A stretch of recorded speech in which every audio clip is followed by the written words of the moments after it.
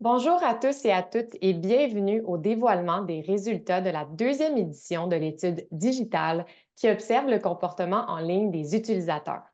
Aujourd'hui, on vous présente 5 grandes découvertes qui vont guider et alimenter vos stratégies numériques en 2024. Avant de plonger dans le vif du sujet, je vais vous partager quelques informations sur le déroulement du webinaire.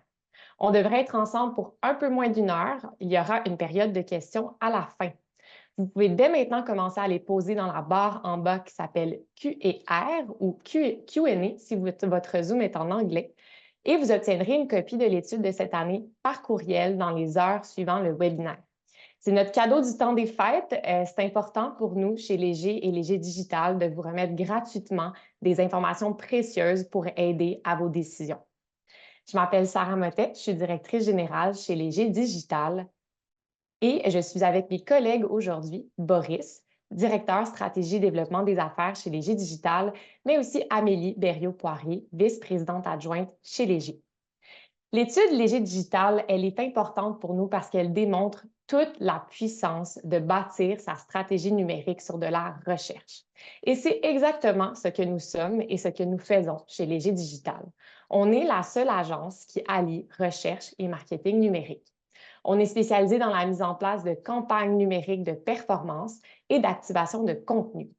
Et ce qui fait que ce qu'on est unique, oui, c'est qu'on a accès à un bassin unique d'insights et de données sur le comportement de vos audiences, mais aussi on collabore main dans la main avec des experts en recherche marketing et en analytique comme Amélie.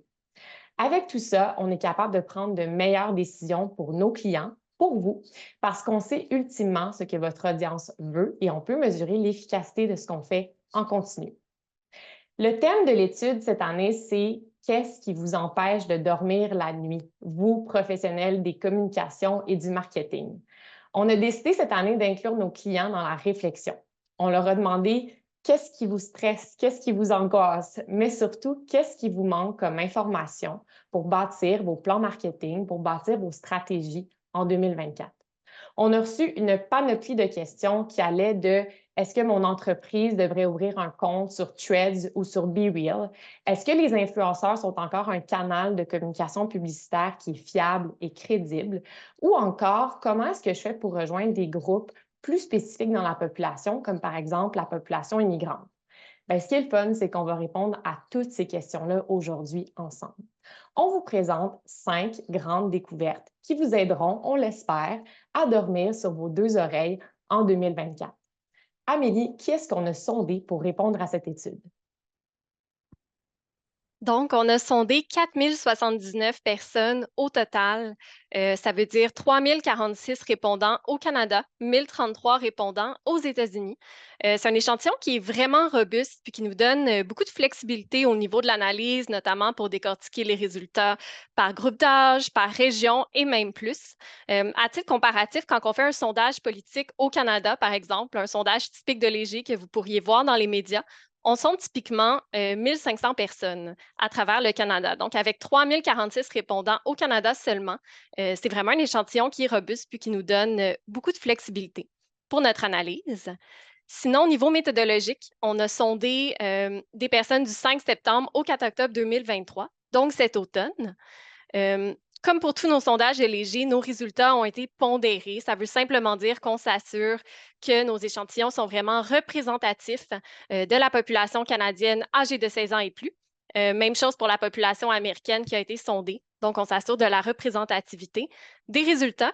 Et petite note méthodologique pour tout le monde parce qu'on va voir différents pourcentages aujourd'hui. Quand vous allez voir des proportions qui sont en verte ou qui sont en rouge, ça signifie des différences significatives. Donc, par exemple, si vous voyez une proportion en vert pour les femmes, ça veut dire que les résultats parmi les femmes sont significativement supérieurs comparativement aux hommes, par exemple. Sinon, pourquoi les États-Unis? C'est la deuxième édition de l'étude qu'on réalise. L'année dernière, c'était une étude qui était canadienne seulement. Et pour la première fois cette année, on a sondé les Américains. C'était vraiment important pour nous de s'intéresser aux États-Unis parce qu'on sait que souvent les Américains sont des précurseurs, particulièrement au niveau numérique, donc sont souvent les premiers à adapter certains comportements numériques et les comportements qu'ils adoptent aujourd'hui sont souvent les comportements que les Canadiens vont adopter demain Donc, c'est dans cette optique-là qu'on souhaitait intégrer les États-Unis à l'étude cette année. Également, une nouveauté qu'on avait pour l'étude cette année, c'est qu'on a utilisé nos nouvelles questions de profil sociodémographique, donc chez Léger, dans une perspective d'équité, diversité, inclusion. On a repensé l'ensemble de nos questions de profil cette année, vraiment pour s'assurer de représenter l'ensemble de la population. Et ça nous a permis notamment de décortiquer les résultats selon différents profils. On a, par exemple, dans l'étude, fait une analyse parmi les personnes immigrantes précisément, donc les personnes immigrantes de première et deuxième génération notamment. Mais sans plus attendre, on va rentrer maintenant dans le vif de l'étude avec la première découverte. Merci Amélie. Donc pour la première découverte, on va voir ensemble comment les nouvelles générations transforment le paysage numérique, puis quelles sont les actions que vous pouvez prendre afin de vous adapter face à cette évolution rapide. Donc le grand tableau est de retour, hein. Pour le remplir, on a demandé à nos répondants canadiens sur quelle plateforme, non, canadiens et américains, pardon, sur quelle plateforme ils possèdent un compte. À gauche, vous trouverez les plateformes des médias sociaux. Cette année, on a ajouté Threads et BeReal. À droite sont présentées les statistiques relatives aux services de messagerie. Donc, en résumé, la majorité des répondants, ils possèdent un compte sur les plateformes de Meta et sur YouTube. Le top 100 il est composé de Facebook, Messenger, YouTube, Instagram et WhatsApp. En moyenne, les Canadiens ont 6,1 comptes. Les Québécois, eux, ils en ont 5,2. Donc, c'est presque un compte de moins. Cette différence-là, elle s'explique parce qu'il y a tout un léger retard là, dans l'adoption des nouvelles plateformes au Québec comparativement au reste du Canada. Puis on observe également une disparité générationnelle hein, dans l'adoption des plateformes entre les plus de 45 ans puis les moins de 45 ans. Les moins de 45 ans, ils possèdent près de 2 fois plus de comptes que les plus de 45 ans. Donc, les plus âgés privilégient Facebook, tandis que les plus jeunes se répartissent sur une plus grande variété de plateformes. Donc, Facebook reste en tête en termes de plateformes avec le plus grand nombre de comptes inscrits. Mais qu'est-ce qu'il y en est des plateformes favorites des utilisateurs canadiens? Ben, Amélie va maintenant vous apporter plus de détails à ce sujet. En fait, le règne de Facebook s'effrite un petit peu dans le temps. C'est qu'est-ce qu'on voit quand on demande aux utilisateurs de plateformes numériques canadiens si vous pouviez garder un seul média social ou application de messagerie, quelle plateforme est-ce que vous voudriez conserver? Et puis ici, on demande aux gens vraiment de choisir une seule plateforme parmi peut-être les 6,1 sur lesquels ils ont des comptes en moyenne. On voit que la plateforme, en fait, la plus populaire, c'est Messenger au global, là, quand on combine la messagerie et les médias sociaux à 25 et Facebook, on est à 21 des utilisateurs canadiens de plateformes numériques qui garderaient cette plateforme-là. C'est une baisse significative par rapport à 2022 pour Facebook. Donc, un petit recul à ce niveau-là. Elle a de moins en moins tendance à être la plateforme préférée des utilisateurs de médias sociaux. Puis ici, on regarde les résultats, évidemment, parmi l'ensemble des utilisateurs de plateformes numériques, donc peu importe leur groupe d'âge, mais vous vous doutez probablement que si on regardait la même donnée parmi les 16-24 ans au Canada seulement, la tendance serait totalement différente. Pour votre information, chez les 16-24 ans, Facebook se situe vraiment loin dans le classement, donc on a notamment Instagram, YouTube, Discord, Snapchat et Messenger qui arrivent avant Facebook comme étant la plateforme préférée. Maintenant, on regarde ici un petit peu la même donnée canadienne que Boris nous a présentée au début, donc la proportion des Canadiens qui ont un compte sur chacune des plateformes numériques. Vous voyez en bleu foncé les résultats pour 2023 et on a le comparatif en 2022. Et on voit un petit peu où est-ce qu'il y a eu des hausses cette année. Donc, on voit par exemple que la proportion de Canadiens qui ont un compte sur LinkedIn est en hausse par rapport à 2022. TikTok aussi, peut-être quelque chose qu'on aurait pu s'attendre, mais est en hausse par rapport à l'année dernière. Et une hausse quand même importante qu'on voit de 39 à 47 en 2023 au niveau de la messagerie, c'est WhatsApp. On ne peut pas vraiment parler d'habitudes numériques, de médias sociaux sans parler des fameux influenceurs. Donc, on reçoit beaucoup de questions sur eux. Ils sont très intrigants, très mystérieux. Donc, quand on regarde parmi l'ensemble de la population canadienne, c'est 35 des Canadiens qui nous disent suivre des influenceurs sur les médias sociaux. Et si c'est quelque chose que vous utilisez dans votre stratégie numérique, c'est une bonne nouvelle parce que c'est en hausse par rapport à l'année dernière. Donc, on était à 31 en 2022, une hausse significative de la proportion de Canadiens qui suivent des influenceurs sur les médias sociaux. Maintenant, c'est bien beau de dire que les gens suivent des influenceurs, mais est-ce qu'ils leur font confiance aux influenceurs, aux différents contenus qu'ils vont publier? On a demandé aux Canadiens qui suivent des influenceurs, est-ce que c'est crédible selon vous, les contenus que les influenceurs publient sur les médias sociaux? Très crédible, assez crédible, peu, pas du tout. En 2023, c'est 68 des Canadiens qui suivent des influenceurs qui nous disent que le contenu qu'ils publient est crédible et c'est stable par rapport à l'année dernière. Donc, en bref, plus de Canadiens suivent des influenceurs et on leur fait aussi confiance en termes de contenu par rapport à 2022. C'est intéressant tout ça de voir un peu c'est quoi les mouvements, c'est quoi les tendances, les plateformes sur lesquelles les Canadiens sont. Mais on se pose la question, comment est-ce qu'on peut atteindre la bonne audience avec sa stratégie marketing? Oui, donc on a 3 recommandations pour vous aider à atteindre la bonne audience avec votre stratégie marketing. Premièrement, mettre en place une stratégie adaptée en fonction de vos audiences. On dit adaptée parce qu'il n'y a pas de stratégie unique, magique, qu'on va pouvoir appliquer pour votre réalité. C'est notamment le cas avec les 16 à 24 heures, dont les préférences et les habitudes en ligne varient beaucoup. Donc, pour améliorer votre stratégie, il est important d'examiner et comprendre comment vos propres abonnés utilisent et réagissent sur vos différentes plateformes. Et pour faire cette analyse, on vous recommande de faire un audit numérique. On va vous en parler juste après. Puis aussi, n'hésitez pas à faire des tests avec votre stratégie et les tactiques de contenu. Essayez différents types de publications, de tons pour voir lesquels fonctionnent le mieux. Deuxièmement, envisagez de collaborer avec les influenceurs. Ouais, Amélie oui, en a parlé. Ils sont de plus en plus suivis. Leur contenu gagne en crédibilité. Les influenceurs, en particulier les nanos et les micros, ben, ils ont développé des niches avec des communautés super engagées sur plusieurs plateformes. Donc, ça peut être stratégique de faire des partenariats avec eux afin d'atteindre des audiences plus jeunes qui se retrouvent peut-être pas naturellement là, sur votre écosystème, là, sur vos plateformes. Finalement, préparez-vous à l'après Facebook. On l'a constaté, Facebook n'est plus une plateforme en croissance, sa popularité décline, puis elle est peu utilisée par les 16-24 ans. Donc, on a beaucoup de clients qui constatent une baisse de leur performance sur Facebook, puis qui demandent des recommandations pour mettre à jour leur stratégie. Le défi pour plusieurs organisations, c'est qu'ils ont tellement investi de temps et d'argent afin de bâtir des grosses communautés. Donc, leur page Facebook, c'est un peu le quartier général sur les médias sociaux, hein. Ce qu'on vous suggère, c'est de prendre le temps de voir si votre présence Facebook répond toujours à vos objectifs en termes de notoriété, d'engagement, de performance et de commencer à explorer d'autres moyens pour diversifier votre écosystème numérique puis rejoindre les nouvelles générations. Oui, ben, parlons de l'audit numérique des GTL. C'est une solution qu'on vous propose. On a discuté de l'importance d'avoir une stratégie spécifique pour chaque audience, notamment dans ce contexte où les nouvelles générations ont une utilisation très variée des médias sociaux.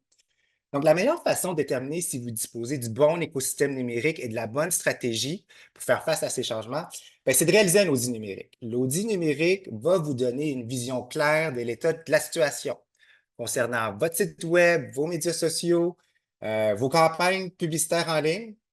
On va ensuite analyser les activités et stratégies numériques de 3 à 5 organisations similaires à la vôtre, hein, sur le plan local, national, international, pour aller identifier vraiment les tendances, meilleures pratiques au sein de votre industrie. Et chez Léger, grâce à notre savoir-faire en recherche, bien, on est en mesure d'aller analyser la voix de vos abonnés. Ça, c'est une étude, une recherche, un sondage qu'on fait et qu'on diffuse auprès de vos communautés en ligne. Ça nous permet d'aller recueillir le feedback, les intérêts, les motivations et préférences de vos abonnés, hein. Fait que ça nous permet de savoir c'est quoi qu'ils préfèrent en lien avec le contenu, les tactiques que vous leur proposez, hein. Donc, ça vient compléter l'audit avec de la donnée qualitative. Ça nous aide à mieux comprendre le pourquoi derrière les défis que vous rencontrez au sein de votre écosystème numérique. Donc, n'hésitez pas, contactez-nous à solution commerciale leg360.com pour en savoir plus sur l'audit numérique. La deuxième découverte s'adresse très particulièrement à nos chers gestionnaires de communautés qui doivent faire face continuellement à l'apparition de nouvelles plateformes dans le paysage numérique et qui se font appeler par leurs gestionnaires ou leurs clients en se faisant demander, ben, peux-tu nous ouvrir un compte sur cette nouvelle plateforme-là et publier du contenu comme tout de suite? On sait que c'est pas aussi simple que ça et donc on s'est intéressé à savoir si justement ça vaut la peine ou non de s'investir sur des nouvelles plateformes. On a découvert que les Canadiens adhèrent à de nouvelles plateformes, oui, mais ne les utilisent pas nécessairement régulièrement. Amélie, qu'est-ce qu'on a découvert?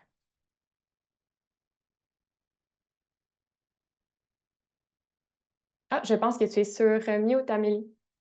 Effectivement. On a découvert que plusieurs mouvements en termes au niveau des plateformes numériques. On a demandé aux Canadiens à quelle plateforme ils ont adhéré cette année et aussi quelle plateforme ils ont quitté. Donc, qu'est-ce qu'on voit ici en haut du graphique? Ce sont les plateformes auxquelles ils ont adhéré. Par exemple, on voit que 4,9 de la population canadienne a adhéré à Threads cette année. Et en dessous, on voit la proportion de Canadiens qui ont quitté ces différentes plateformes-là. Et à partir de ces résultats-là, on a été en mesure de calculer un indice de mouvement. Donc, simplement, où est-ce qu'on prend la proportion des gens qui ont adhéré cette année, moins la proportion des gens qui ont quitté.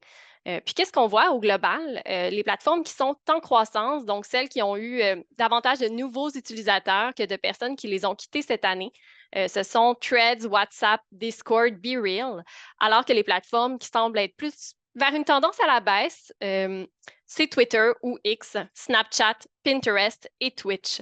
C'est quelque chose qui est très intéressant qu'on voit, c'est quand on regarde les plateformes en hausse.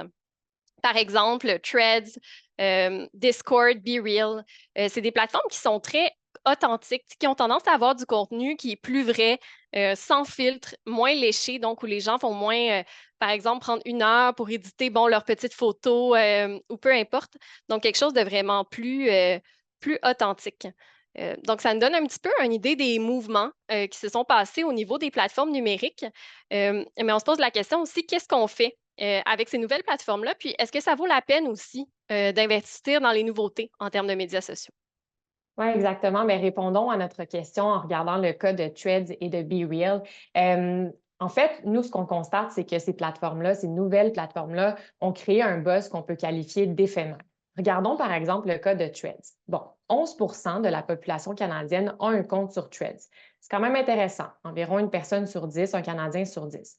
Cependant, quand on creuse dans les données, on se rend compte que seulement 6 l'utilisent chaque semaine, 4 l'utilisent au moins une fois tous les jours et personne ne dit que c'était leur application mobile ou leur média social préféré, celui qu'ils conserveraient s'ils n'avaient qu'à en conserver qu'un. Du côté de BeReal, ben, c'est pire malheureusement pour l'application. Seulement 6 de la population a un compte, 4 l'utilisent chaque semaine, 3 au moins une fois tous les jours. Et encore une fois, personne ne dit que c'est leur application, leur média social préféré. C'est sûr que Threads et BeReal sont des plateformes jeunes. Elles sont sorties pour Threads en 2023 cette année, BeReal en 2020. Donc, encore des plateformes jeunes qui n'ont pas atteint un stade de maturité. Cependant, en date d'aujourd'hui, on ne conseillerait pas à une marque d'investir temps, argent, énergie sur ces plateformes-là parce que le public, la population n'y est tout simplement pas de manière assidue. Cependant, si on regarde du côté de TikTok, parlons de TikTok, pour nous, TikTok, c'est plus qu'une tendance passagère, c'est clair et net. Environ un tiers de la population canadienne a un compte aujourd'hui sur TikTok et les taux d'utilisation sont quand même intéressants. J'attire votre attention sur les lignes en bleu foncé qui concernent les moins de 45 ans. Donc, une personne sur deux qui a moins de 45 ans au Canada a un compte TikTok. 43 l'utilisent chaque semaine, 33 donc 1 sur 3 l'utilisent tous les jours. C'est des taux d'utilisation qui sont très intéressants. Une des idées qu'on a souvent quand on pense à TikTok, c'est que c'est une plateforme qui est juste pour les jeunes. C'est juste pour les jeunes. La réponse, c'est que oui, mais non. oui, les jeunes sont là en propension plus élevée. 60 des 16 à 24 ans ont un compte. Cependant, nos chers milléniaux qui ne sont plus si jeunes aujourd'hui, qui ont entre 25 et 44 ans, eux aussi sont sur la plateforme à 45 ils ont un compte. Et encore une fois, je vous rappelle qu'un tiers de la population active canadienne a un compte. Donc, c'est une plateforme définitivement qui est tendance et sur laquelle il est possible de rejoindre la population active. Au début, Amélie nous parlait de la méthodologie de l'étude, à quel point elle nous a permis, ce grand bassin d'échantillons de 4000 personnes, d'aller chercher des informations pertinentes dans des sous-groupes. Un des sous-groupes qu'on a voulu étudier, c'est la population immigrante. C'est probablement l'audience sur laquelle on nous a posé le plus de questions cette année chez Léger et Léger Digital. On nous a demandé comment est-ce qu'on peut rejoindre cette population-là, où est-ce qu'elle se trouve. On a une partie de la réponse pour vous. La réponse, c'est WhatsApp. WhatsApp, c'est la plateforme qui est prisée auprès des immigrants de première génération. Regardons ensemble les chiffres qui ne mentent pas. Là.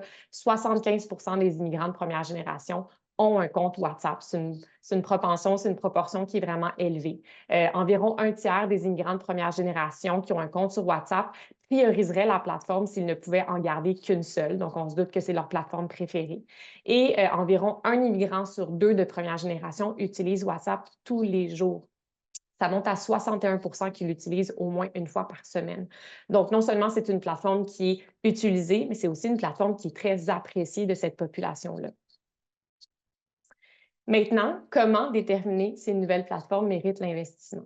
D'abord, évaluer le type de contenu et les audiences. En termes de type de contenu, si vous désirez vous diriger sur des plateformes comme TikTok ou sur YouTube, par exemple, il faut avoir la capacité de produire de la vidéo. C'est des plateformes qui accueillent de la vidéo. Au niveau des audiences, on vous en a montré quelques-unes dans les dernières diapositives. Par exemple, il y a une proportion de jeunes qui est plus active sur TikTok, alors que les immigrants de première génération sont plus actifs sur WhatsApp. Donc, c'est important de bien déterminer sur quelle plateforme on veut s'investir en fonction des audiences qu'on veut rejoindre. Deuxièmement, attention au buzz éphémère. On l'a couvert. Il faut vraiment évaluer la pertinence de se projeter sur une nouvelle plateforme qui vient de sortir, à savoir si notre audience s'y trouve, mais si aussi elle l'utilise. Et finalement, envisager TikTok. On l'a mentionné, les chiffres ne mentent pas. Je vous rappelle qu'un tiers de la population canadienne environ là, se trouve sur la plateforme, puis les taux d'utilisation sont vraiment intéressants. Maintenant, notre troisième découverte, on a voulu se pencher sur la fatigue et l'anxiété. Ce qu'on constate, c'est que la fatigue et l'anxiété numérique sont deux phénomènes qui sont bien réels. On a mesuré des comportements en 2022 qu'on a remesurés en 2023 sur la slide suivante. Et ce qu'on constate en général, c'est que le climat en ligne est moins agréable. Les gens, les utilisateurs, quand ils sont en ligne, il y a comme un climat toxique de méfiance. Regardons certains des libellés qu'on a demandé là, aux utilisateurs. Par exemple, j'aime consulter le web pour me divertir ou m'inspirer. C'est une tendance qui est en baisse par rapport à 2022 à 76 %. Je suis ouvert à partager certaines informations personnelles pour améliorer mon expérience en ligne. C'est aussi une tendance qui est en baisse. Et on a des comportements qui sont en hausse par rapport à la méfiance et au stress. Quand je navigue sur une plateforme numérique, je suis très méfiant, une tendance qui est en hausse par rapport à l'an dernier. Je trouve difficile de discerner le vrai du faux sur les plateformes numériques. Et finalement, ils nous ont aussi dit très directement, le web est une source de stress pour moi à 23 %. Donc, ce qu'on ressort de ça, nous, c'est qu'il y a un climat de tension. Les gens arrivent, les utilisateurs arrivent sur le web stressés et inquiets. Vous commencez à nous connaître un petit peu. On aime ça chez Léger et Léger Digital, poser des questions. On a demandé aux utilisateurs un peu plus tôt, vous l'avez vu, quelle plateforme ils ont adhéré et quitté cette année. On ne s'est pas arrêté là. On leur a demandé aussi pourquoi est-ce qu'ils ont quitté une plateforme cette année. La raison qui ressort d'abord, c'est parce qu'il y a un manque d'intérêt envers les contenus qui sont diffusés. C'est suivi à 31 % parce que la plateforme ne me correspond plus, à 27 % pour des raisons de vie privée et de sécurité. Ça nous rappelle ce qu'on vient juste de voir sur le climat de tension un petit peu plus anxiogène. Et la quatrième réponse qui n'est pas sur la slide, c'est au sujet du fait qu'à 26 % les gens trouvent que le contenu est toxique. Donc, ce qu'on ressort de ça, nous, c'est qu'il y a une certaine lassitude au niveau du contenu. Le contenu qui est présent en ligne ne plaît plus aux utilisateurs. À contrario, si on regarde les raisons d'avoir adhéré à une plateforme en 2023, la première raison qu'ils nous donnent, c'est pour connecter ou échanger avec mon entourage. Cette réponse-là monte en proportion plus élevée chez les immigrants de première génération. On se doute que c'est contextuel. Si on est un immigrant de première génération, il y a de fortes chances que notre famille soit à l'extérieur de la région ou du pays. Donc, ça fait du sens de vouloir connecter, communiquer avec les gens à l'extérieur. Ensuite, pour suivre des comptes que j'aime et finalement, parce que j'ai un intérêt pour les contenus qui sont diffusés. Ce qu'on trouve intéressant, nous aussi, c'est vraiment la première réponse. Ça nous ramène vraiment aux racines des médias sociaux. Pourquoi est-ce qu'on a des médias sociaux? Pourquoi est-ce qu'on est actif sur des plateformes? Bien, pour communiquer, pour échanger avec nos pairs. Et les marques doivent se positionner de cette manière pour pouvoir favoriser les échanges avec les autres. Boris, comment est-ce qu'une marque peut justement déjouer ce sentiment de lassitude face au contenu et créer du contenu qui est engageant? Ouais, donc on va voir comment on peut rendre votre contenu plus engageant en tenant compte du besoin des utilisateurs de se divertir, d'interagir positivement et de diminuer leur stress sur les réseaux sociaux. Ben, premièrement, donnez une touche humaine à votre marque, hein. Mettez en avant son authenticité, sa personnalité. Racontez des histoires vraies, partagez des expériences qui amusent et établissent un lien avec votre audience. Cette approche rend non seulement votre marque plus accessible, mais ça offre également un espace accueillant et sans stress là, que votre audience va pouvoir en profiter. Ensuite, capitaliser sur la popularité des vidéos. Les données de notre étude démontrent que 4 des 5 plateformes médias sociaux les plus populaires auprès des 16-34 ans sont Instagram, YouTube, Snapchat et TikTok. Donc, ce sont des plateformes qui sont beaucoup axées sur le contenu vidéo. Ça peut sembler intimidant de produire du contenu vidéo, mais notamment grâce au format Stories, ben, les plateformes d'aujourd'hui sont faites pour accueillir et mettre de l'avant ces contenus authentiques, vidéos simples, produites avec un iPhone. Et finalement, ben, créer des opportunités de dialogue avec vos abonnés, hein. Ça peut se faire simplement en les invitant à s'exprimer, en utilisant de l'humour pour provoquer des interactions. Donc, les données, encore une fois, le prouvent, hein, les utilisateurs, ils recherchent des moments de bien-être et de détente. Donc, trouver le bon angle pour faciliter ces conversations ça peut être bénéfique pour l'engagement et la fidélisation de vos membres. Donc, on arrive à notre quatrième découverte. Les Américains ont une présence en ligne diversifiée et font plutôt confiance au web. Donc, depuis tout à l'heure, on parle beaucoup des Canadiens, mais on voulait se pencher un petit peu sur qu'est-ce qui distingue les Américains, en fait. En bref, quelques découvertes américaines.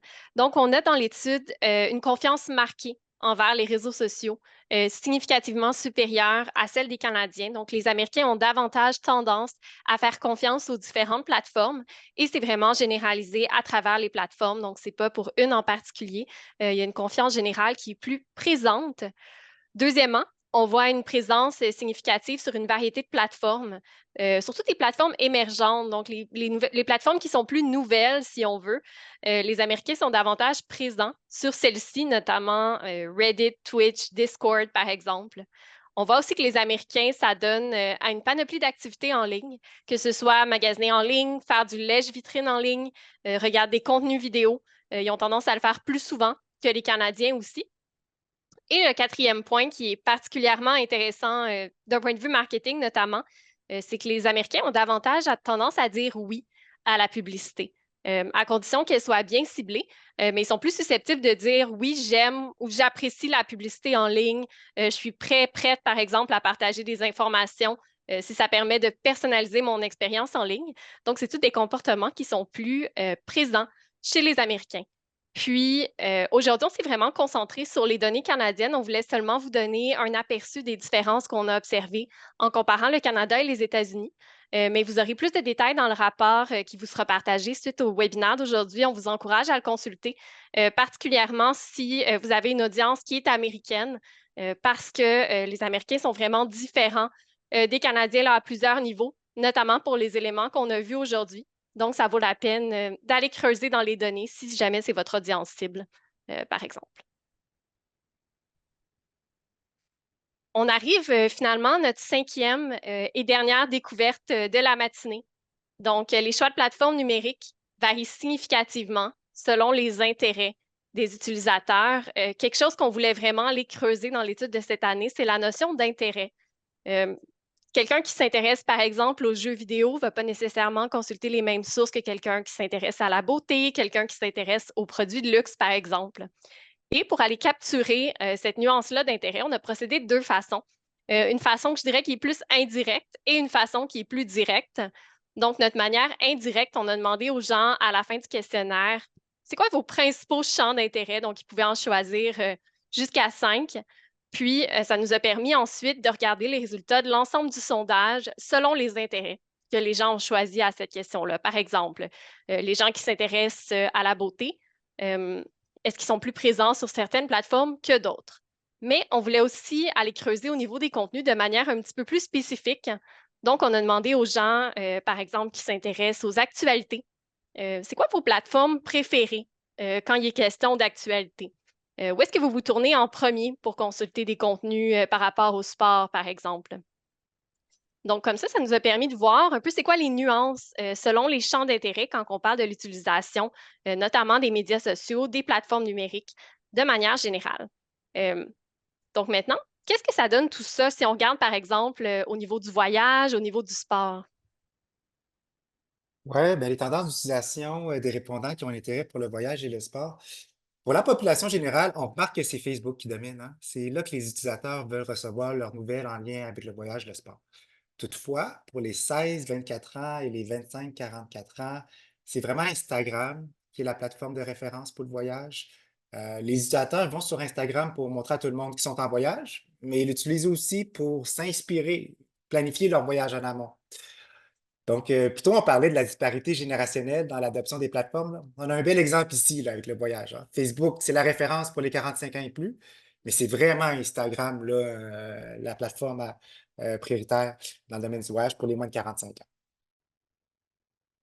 Ici, on va se pencher sur les plateformes privilégiées par les adeptes de technologie et de jeux vidéo, hein. YouTube est la plateforme numéro un dans ces domaines pour la population générale. Ça s'explique par le grand nombre d'utilisateurs qui suivent des créateurs de contenu sur YouTube dans ces domaines, mais aussi par le fait que YouTube, c'est le deuxième moteur de recherche le plus populaire après Google, hein. Donc, que ce soit pour avoir de l'information spécifique sur une technologie ou visionner une critique de jeux vidéo, YouTube, c'est une référence pour les adeptes de jeux vidéo et de technologie. Notons que chez les gamers de 16 à 24 ans, Twitch se distingue comme la plateforme la plus populaire. Twitch, ben, c'est reconnu pour ses diffusions en direct. La plateforme permet des interactions là, dynamiques entre streamers et spectateurs. Ça crée vraiment une expérience communautaire unique là, sur Twitch là, pour les gamers. Fait que, oh oui. Instagram, OK, domine clairement dans les domaines de la beauté, de la mode et du shopping. Cette tendance est également mise en évidence dans le grand tableau du début, là, qui montre que Instagram est particulièrement plus populaire auprès des femmes. Il est intéressant de noter que Pinterest est la troisième plateforme préférée pour ceux qui s'intéressent à la mode et au shopping. Pinterest, c'est excellent pour la découverte, la suggestion et l'inspiration de contenu. Mais il ne faut pas oublier que Pinterest offre aussi des options publicitaires pour soutenir les marques qui veulent utiliser ce canal-là pour générer des ventes. Chez les, pardon, chez les jeunes de 16 à 24 ans, TikTok est devenu la plateforme de prédilection pour tout ce qui touche à la beauté. Cette popularité ben, s'explique en partie par la présence de nombreux beauty TikTokers, là. C'est des influenceurs qui ont des millions d'abonnés. Ils ont beaucoup de succès en mettant de l'avant des formats courts et dynamiques sur TikTok pour partager ben, des tutoriels puis toutes sortes de tendances beauté de manière simple et concise, puis hyper engageante. OK, une grande nouveauté cette année, c'est le rapport interactif DGTL. Vous allez pouvoir retrouver toutes les données de l'étude au sein de notre rapport interactif qui est disponible à l'achat. Grâce à cet outil, ben, vous allez pouvoir aller dans le détail du détail et extraire les informations qui sont pertinentes à votre réalité. On vient de survoler quelques exemples là, précédemment, mais vous allez pouvoir jouer avec plus de 15 intérêts qui sont actualité, santé et bien-être, voyage, nourriture, cuisine et gastronomie, sport, activités extérieures et nature, environnement, politique, art, culture et littérature, finance et monde des affaires, technologie, mode et magasinage, jeux vidéo, beauté et produits de luxe. Bon, ça fait beaucoup, mais tous ces intérêts, vous allez pouvoir les croiser en fonction des segments d'âge, pays, région, genre, langue, et on peut même isoler les données en lien avec les immigrants. Par exemple, si vous voulez avoir des données en lien avec les utilisateurs qui ont un intérêt pour la finance en Ontario, qui sont des immigrants de première génération, c'est possible, hein. Vous pouvez avoir toutes ces informations simplement en sélectionnant puis en jouant avec les fils de recherche. Donc, vous pouvez nous contacter à la même adresse, solution@leger360.com pour vous procurer le rapport interactif. Merci Boris, merci Amélie. En résumé, on est rendu à la fin du webinaire, mais qu'est-ce que vous devez en retenir? D'abord, les nouvelles générations transforment le paysage numérique. Soyez prêts pour l'ère post-Facebook. Ensuite, le taux d'adhésion aux plateformes émergentes est élevé, mais leur utilisation est faible. Évaluez si une plateforme vaut la peine d'être investie avant de vous y lancer, comme on a vu avec Threads et BeReal. Troisièmement, la fatigue et l'anxiété numérique sont des phénomènes bien réels. Partagez comme marque du contenu qui est humain, positif et valorisant pour vos abonnés. Les Américains ont une présence en ligne qui est diversifiée. Gardez un œil sur ce qui se passe aux États-Unis pour identifier les tendances à venir au Canada et au Québec. Et finalement, les choix des plateformes varient significativement selon les intérêts des utilisateurs. Vous devriez obtenir notre rapport interactif digital pour mieux segmenter votre public et comprendre où il est le plus actif. Merci. Je vous remercie beaucoup de votre attention, de votre participation aujourd'hui. On a été un grand nombre connectés en même temps. Vous recevrez bientôt une copie de l'étude digitale 2024 par courriel gratuitement. C'est notre cadeau du temps des fêtes. Ça nous fait vraiment plaisir. Notez quand même que cette présentation-là qu'on vient de faire peut aussi être réalisée et personnalisée dans votre entreprise. Contactez-nous pour pouvoir en discuter. Je veux également prendre le temps de vous informer que le même webinaire est présenté aujourd'hui, mais en anglais à midi. Si vous avez des collègues dans le reste du Canada ou aux États-Unis, ça pourrait être très intéressant pour eux. Avant de passer à la période de questions, je tiens simplement à prendre une minute pour remercier les personnes qui ont travaillé avec passion sur cette étude. Sarah Maillé-Legault qui a coordonné l'ensemble de l'étude 2024, Caroline Fortin pour la direction du contenu, Lynn Tran et Elsa Gravel pour la direction artistique et la production visuelle. Merci à toute l'équipe de Léger Digital. Ouvrons maintenant la période de questions. Je vous rappelle que vous avez un petit bouton en bas de votre Zoom Q&R ou Q&A pour pouvoir les poser. Si jamais on n'a pas le temps d'aller à votre question, ça nous fera plaisir d'y répondre par courriel. N'hésitez surtout pas. Donc, je vois qu'il y a déjà beaucoup de questions sur le rapport interactif. Peut-être qu'on peut revenir sur la slide rapidement et repréciser. Là. Amélie, qu'est-ce qu'on peut aller chercher en détail? Là? Est-ce que tu peux nous donner un peu plus d'informations sur le détail qu'on peut y retrouver? Oui, donc, comme on a mentionné au début du webinaire, on a vraiment un échantillon qui est robuste. Donc, plus de 3000 personnes au Canada, quand même plus de 1000 personnes aux États-Unis. Ça nous donne beaucoup de flexibilité. Donc, le rapport interactif, ça vous donne accès à environ une vingtaine de questions clés de l'étude, notamment les plateformes fréquentées, à quelle fréquence on utilise chacune des plateformes, c'est quoi les médias sociaux, les plateformes préférées, tout ce qui est relatif au champ d'intérêt, d'avoir une lecture de ces résultats-là et de les voir parmi les sous-groupes qui vous intéressent. Donc, comme Boris nous donnait comme exemple, je pourrais dire que je m'intéresse au moins de 45 ans qui sont basés en Ontario et au Québec et qui s'intéressent à la nourriture, à la cuisine et à la gastronomie. Et je serai en mesure de voir changer les résultats en temps réel dans le rapport interactif pour ce sous-groupe-là, précisément. Merci, Amélie. Je passe à une prochaine question qui porte sur WhatsApp. Pour toi, Boris, quelles actions marketing peuvent être pertinentes sur WhatsApp pour les entreprises? Oui, c'est une très bonne question, hein. Faut se rappeler que WhatsApp, c'est différent de Facebook, hein. C'est une plateforme qui est focalisée sur la conversation. Donc, les entreprises utilisent WhatsApp beaucoup dans une relation avec leurs clients, que ce soit pour du service à la clientèle, pour faciliter, par exemple, aussi les premières conversations avec des candidats dans le domaine du recrutement. Donc, comparativement à une page Facebook, où est-ce que c'est plus une page où est-ce qu'on diffuse du contenu, WhatsApp, c'est vraiment là une conversation qu'on peut avoir avec les différents personnes, individus. Donc, c'est plus dans une complexe de conversation que WhatsApp s'intègre. Merci. Une autre question, on nous demande si on a des tendances d'utilisation sur la recherche d'emploi en ligne. Oui, elle se trouve dans le rapport, mais peut-être qu'on peut donner un petit sneak peek, Amélie, sur qu'est-ce qu'on a trouvé. Oui, donc on a vu, on a les données en fait sur la proportion de personnes qui, cherchent des emplois en ligne et aussi la fréquence à laquelle ils vont le faire et si je ne me trompe pas, c'est une tendance qui est à la hausse. On le voit notamment, avec l'augmentation, du nombre d'utilisateurs de LinkedIn cette année. Merci. Je vois qu'on a quelques questions effectivement sur TikTok parce qu'il y a eu certaines demandes du gouvernement là, ou certaines petites notices d'avertissement là, du gouvernement au sujet de TikTok. Boris, qu'est-ce qu'on peut faire si on est une entreprise qui ne peut pas publier du contenu sur TikTok ou qui ne peut pas faire de la publicité sur TikTok? Est-ce qu'il y a d'autres réseaux sur lesquels on peut se diriger pour faire du contenu? Ouais, c'est difficile un peu ces temps-ci parce qu'il y a beaucoup de changements. Il faut s'adapter aux règles. C'est la même chose hein, avec les placements sur Meta. On a plusieurs organisations clients là, qui n'ont plus le droit de faire de placements publicitaires sur Meta. Moi, je vous dirais, restons flexibles. Restons flexibles, regardons qu'est-ce qui se passe sur TikTok. Peut-être qu'il va y avoir du déblocage bientôt.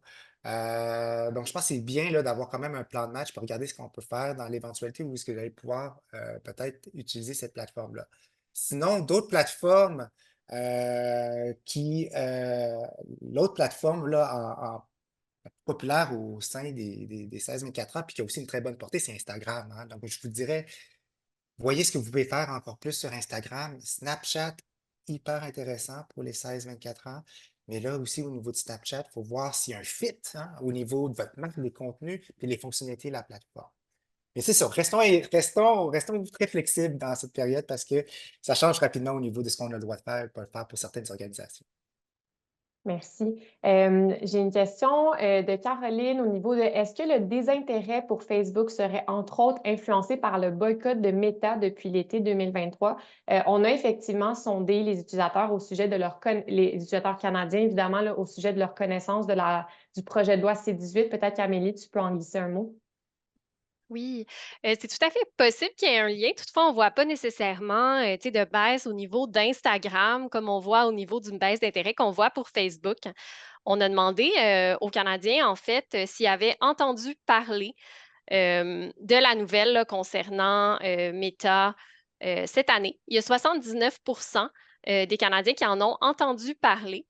Mais par contre, quand on demande aux gens, avez-vous personnellement pris des mesures alternatives pour rester informés à cause de cette décision-là? C'est 26 des Canadiens qui ont dit, qui ont pris action. Merci. Je vois aussi beaucoup de questions. Je pense qu'il y a eu une confusion au niveau des résultats si on présentait les États-Unis ou le Canada. En fait, pour toutes les découvertes qu'on a présentées, ce sont les résultats canadiens, excepté la portion qu'Amélie a présentée à la fin, la découverte numéro 4 qui portait sur les Américains. Cependant, dans le rapport, vous avez la portion sur les Américains qui est beaucoup plus détaillée. Là, on devait faire des choix par manque de temps, mais dans le rapport, vous avez vraiment une section sur les Américains. Et évidemment, on possède toutes les données sur les Américains pour l'ensemble des questions. On leur a posé les mêmes questions qu'aux Canadiens. C'est présent dans le rapport interactif digital, notamment. Une question pour toi, Boris. Dans un contexte de sobriété numérique de la part des utilisateurs, quels sont les premiers réflexes à adopter pour notre stratégie médias sociaux? Euh, ben, moi, je vous dirais, prenez le temps là, de vraiment, là, il n'y a pas de solution unique, hein? Donc, prenez le temps de regarder qu'est-ce qui se passe sur vos plateformes, de les sonder. Euh, c'est là que vous allez avoir des vrais insights. Allez voir, premièrement, la première chose qu'on peut faire, c'est se connecter aux plateformes analytics, Facebook Insight, regarder d'un point de vue quantitatif les statistiques exactement. Et après ça, allez voir un peu plus d'un point de vue qualitatif, c'est qu'est-ce qu'il y a derrière les données. Donc, je vous ai parlé de l'audit, je vous ai parlé aussi de la capacité de faire des sondages. Ça, c'est vraiment la première chose, là, je pense, qui va vous permettre d'avoir des données tangibles pour mettre à jour par la suite votre stratégie. Merci. Une autre question bien intéressante de la presse canadienne. Aux États-Unis et en Europe, il y a un retour nostalgique vers les plateformes legacy comme ICQ, AOL et même MySpace qui fait un retour. Pensez-vous que ce phénomène arrivera au Canada? Boris, peut-être qu'on peut parler de la raison numéro un pourquoi les gens joignent des plateformes ainsi que les plateformes les plus populaires là, cette année? Oui, non, c'est intéressant comme information. On peut peut-être faire un parallèle. Nous autres, ce qu'on a remarqué avec l'étude, c'est un désir des utilisateurs de revenir un peu à la base, hein, avec leur utilisation des médias sociaux. La plateforme préférée des Québécois et des Canadiens, c'est Messenger. Euh, donc, Messenger, c'est une plateforme qui permet l'échange et l'interaction en one-on-one ou dans un petit groupe d'amis. Si on aurait fait ce sondage-là il y a de ça quelques années, pas mal sûr que Facebook aurait sûrement été la réponse. Donc, il y a vraiment là un désir, on sent là, au niveau de la population, de revenir à la base, utiliser les plateformes médias sociaux de manière saine pour rester en contact avec les gens qui connaissent. Ça explique peut-être là des parallèles avec ce qu'on mentionne ici, de vouloir retourner avec des plateformes originelles, si je peux me permettre, là, qui Mm. permettent des fonctionnalités de base comme ça. Un retour à la base, Ouais. effectivement. Est-ce que MSN va revenir? On se posera la question. Est-ce qu'il y a de grandes différences significatives entre les résultats canadiens et québécois dans l'étude? Amélie, peut-être toucher là-dessus? Oui, je dirais, on a mentionné que les Américains sont toujours un petit peu plus en avance dans l'adoption des tendances numériques par rapport aux Canadiens. Au Canada, les Québécois ont tendance à adopter les tendances numériques de façon un petit peu plus tardive. Donc, quand on compare les résultats des Québécois versus les Canadiens des autres provinces, on voit que les Québécois sont tendance à être moins présents sur les plateformes émergentes, effectuer certains comportements en ligne un petit peu moins fréquemment. Mais par contre, on s'attend à ce qu'ils suivent la tendance, qu'ils suivent le mouvement et qu'ils rejoignent le reste des Canadiens dans les prochaines années. On a une autre question qui concerne les formats publicitaires. Avez-vous des constats ou des données sur les préférences des Canadiens par rapport aux différents formats de Facebook ou Instagram? Un reel versus une story versus une publication qui est dite standard. On s'est posé la question si on incluait ce type de questions-là, Amélie, dans le rapport. Peut-être que tu peux élaborer sur la raison pourquoi est-ce on n'est pas aussi précis là, au niveau des formats. Oui, ben, c'est une question aussi que beaucoup de nos clients ont, même quand on fait de la recherche, des sondages. Donc, on aimerait ça demander aux gens, est-ce que je veux une vidéo de 15 secondes, une vidéo de 10 secondes, insérée pendant la vidéo YouTube, avant une bannière rectangulaire, une bannière carrée, une bannière droite? Euh, Pour les consommateurs, souvent, c'est du pareil au même. Puis quand on se souvient d'une publicité, on ne va pas nécessairement se souvenir précisément du format. Donc, c'est quelque chose qui est difficile à mesurer, par exemple, dans le contexte d'un sondage. On va se souvenir de façon générale de l'exposition qu'on a eue. Euh, voilà. Par contre, ce qu'on a vu, Sarah, puis tout à l'heure, c'est que le contenu qui est moins édité, qui est moins léché, qui est plus spontané, qui est plus naturel, plus authentique, c'est vraiment quelque chose qui va aller chercher les gens de manière générale. Merci. On va prendre les dernières questions. Je vais vous laisser un peu de temps pour aller à votre prochaine rencontre, aller refaire un petit café. Une question pour toi, Boris. On a beaucoup de questions par rapport à des entreprises qui sont plus actives dans le B2B plutôt que le B2C. Donc, on demande est-ce que si on a des conseils pour des entreprises en B2B sur leur discours, sur les réseaux sociaux, comment rester professionnel, sur quelle plateforme se diriger. Peut-être qu'on peut toucher notamment l'augmentation significative de LinkedIn là, au niveau des Oui. comptes créés. Oui, absolument. LinkedIn a fait une belle progression cette année au niveau de sa popularité. On sait aussi que les plus jeunes, je veux dire, joignent de plus en plus LinkedIn. C'est une plateforme qui est appréciée. Euh, c'est la plateforme numéro un pour le B2B, pour le réseautage professionnel. LinkedIn offre aussi des options publicitaires puissantes, hein. Donc, si vous voulez aller rejoindre des personnes spécifiques, par exemple, si vous voulez aller rejoindre du C-level ou bien des VP, vous pouvez le faire avec l'engin publicitaire de LinkedIn. Aussi, LinkedIn a beaucoup amélioré tous ses outils pour soutenir les créateurs de contenu. Vous avez peut-être entendu parler de la notion d'influenceur LinkedIn, mais essentiellement, maintenant, LinkedIn propose aux créateurs de contenu les articles LinkedIn, ils peuvent même faire des podcasts au sein de LinkedIn. On peut même créer sa newsletter au sein de LinkedIn en tant que créateur de contenu. Donc, il y a beaucoup d'activités, le contenu est riche, l'engagement est bon. Et de plus en plus de personnes vont sur LinkedIn, pas juste pour réseauter, mais pour se tenir au courant de l'actualité. Donc, on voit ici vraiment une belle plateforme pour que votre marque ou des influenceurs ou des leaders d'opinion au sein de votre entreprise puissent profiter de cet écosystème-là qui est riche? Merci, Boris. Je vois qu'on a encore beaucoup de questions, mais je pense qu'on a alloué quand même un bon temps à la période de questions aujourd'hui. On a vu beaucoup de questions par rapport au webinaire en anglais. Il y en a qui veulent l'envoyer à leurs collègues peut-être. Donc, vous avez dans le chat un lien qui vous mène vers l'inscription. Le webinaire est à midi et on va couvrir davantage la portion américaine du côté anglophone. Donc, vous êtes les bienvenus. Merci beaucoup. Merci pour votre participation. Merci Amélie. Merci Boris pour vos conseils judicieux. Je vous rappelle tout le monde que vous recevrez dans les heures suivant le webinaire là, le rapport gratuit de l'étude digitale 2024. Et si vous désirez nous contacter pour parler du rapport interactif, vous avez l'adresse à l'écran et sinon vous pourrez aussi retrouver les informations dans le rapport. Merci beaucoup tout le monde et on se revoit à un prochain webinaire peut-être l'année prochaine pour l'étude 2025. Bonne journée.